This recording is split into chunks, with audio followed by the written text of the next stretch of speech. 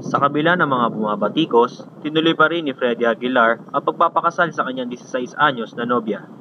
Madami ang bumatikos sa pagpapakasal ni Freddy Aguilar sa kanyang nobya. Ang batang babae na iyon ay nasa gulang na 16 anyos lamang.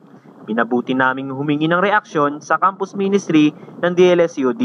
Ito po at marinig ninyo ang aming usapan tungkol sa pagpapakasal ni Freddy Aguilar. Dahil nga sa kagustuhan niya siguro pakasalan ng bata, sabihin na natin talagang minamahal ng bata. Siya ay nabalitaan din natin na siya ay lumipat sa Islam at napabigan siya doon. O kaya pinakasalan niya ng bata.